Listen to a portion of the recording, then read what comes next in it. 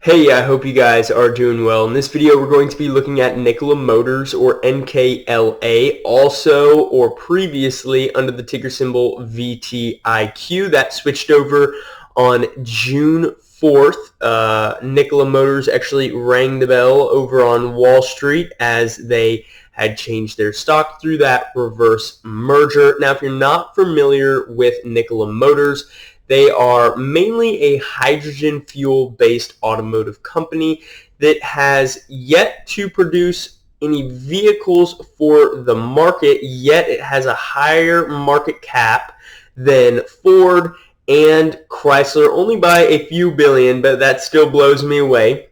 And they are not expected to make any revenue until the early stages of 2021.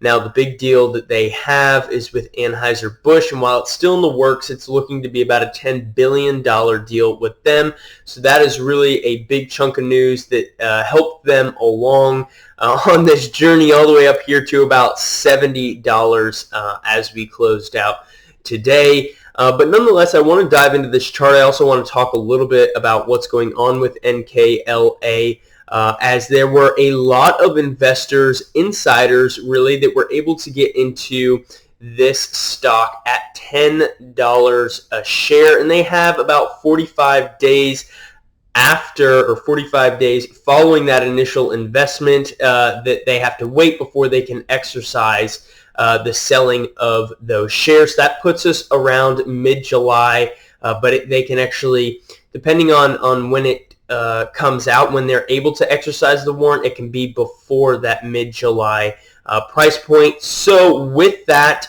a lot of these insider investors have already expressed that they are going to sell, and you can see that in the S1, which is available to the public. You can look through and see that majority of the 53 million shares that were put out into the market at $10 a share for these investors, majority of them, I think all but about 15 million or so, are going to be sold, and these are by big fund names. Now, the people that are holding actually used to be tied to this company, Nikola Motors. If you go and you kind of look up some of these funds, you can start to see that some of these people who are running their own funds were actually tied to Nikola at one point.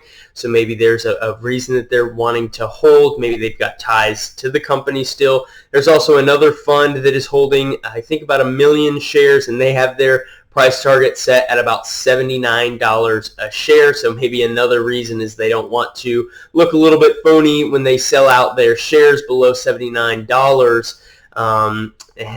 That might just not look well for them. So that is something to keep in mind. I know a lot of people are talking about that, thinking that this is going to roll over as those insiders are able to sell those shares. And when we look at the chart, we can kind of get an idea of what people are thinking about this stock, right? So here were the initial stages where VTIQ was really getting a lot of hype. So right up until June 4th, we were still trading on the ticker VTIQ. We were really starting to push right in here, getting all the way up to about $30 a share. That was really our topping point back in mid to early May, right? And then we kind of leveled off for a period of time until we broke through. We actually made it up into the mid 30s, and then we saw this humongous push, pushed all the way up close to $100 per share, prior to seeing this large retracement all the way down to about $55. And from there, we have actually seen a nice little upward trend. If I can get that in there. We saw a nice little upward trend, and I've actually been day trading NKLA this week because I really liked this upward trend that we had. It looks as if we were going to continue to push and maybe make it up there at least to about $80 a share, and then maybe retest those highs up there around 90. But that hasn't really been the case. We actually broke above this $73 resistance, what I was looking at, but we couldn't really hold above it, $73.50 up there to about 74.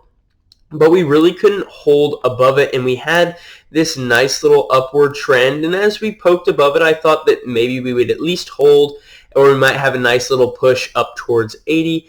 but we kind of just lost interest. It was almost like a slow double top. Like we topped here and then we topped and we were like, we're not really sure. And now we've started to fade back down.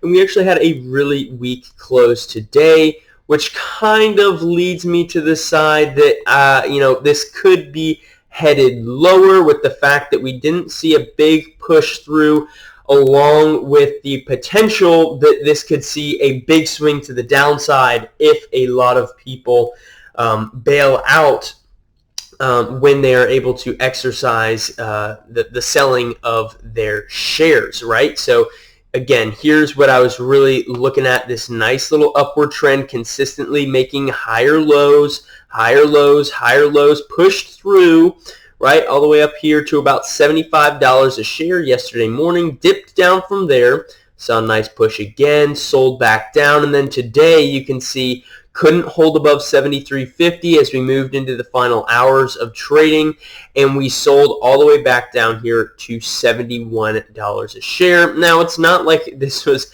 a humongous sell-off, but it could be an indication. We're wanting to look for signs that this thing is either going to roll back down or that more buyers are going to be stepping in, and it's going to push this thing higher up above potentially or most likely $73.50 a share.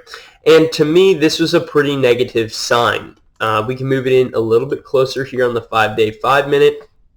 And we can see that we had a nice little push in the morning hours as we opened up in the red. And then we had a really nice push all the way up to about our 73.50 resistance, all the way up into the 74.50s, which was high from the previous day. And then we sold down, hit with a lot of sellers. You can see as the volume increased as we were closing out the day there. So to me, that's not a really good sign. But again, we do want to look at the support and resistance levels, as that is really going to give us the indication if this thing is going to continue to the downside. So some support levels that I want to look at would definitely be the lows from today, which is right around $70 a share. So we're going to go ahead and throw that in as being a support. If we move down from there, let me scoot this out here to the hourly chart again.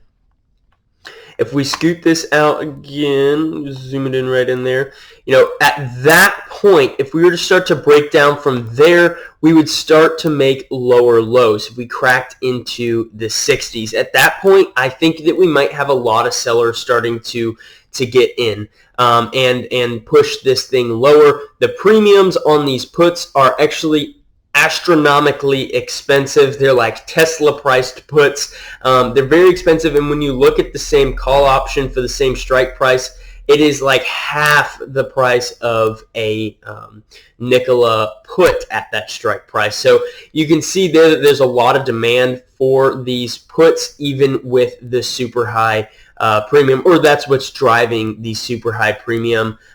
So from there, I think if we were to scoot down below $70 a share, we might incur more selling at that point. I would be looking closer to the lower 60s, around $63 a share. Now, I'm not saying that that is just going to free fall from 70 to 63, but that would be the next significant area of support, would be right in there from about 63.50, and we could call it up here towards about $66 a share is what I would be looking at. And we can go ahead and throw in a bit of a support line right in there. Now to the upside,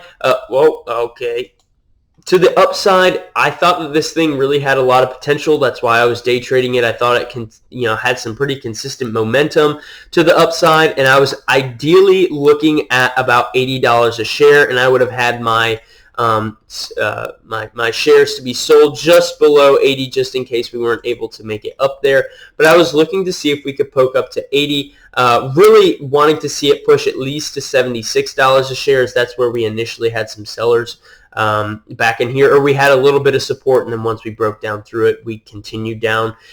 So ideally, I want to see up here around 76, and if we can push from there, maybe up towards 80, and then from there in the lower 80s, around $83, and say 50 to 75 cents would be right in here.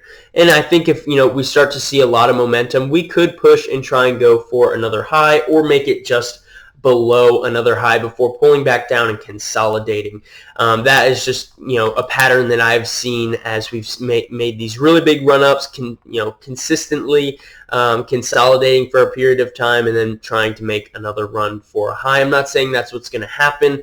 Personally, my opinion is that this is going to either continue to sit right in here around $70 towards about $74 a share and then slowly break down.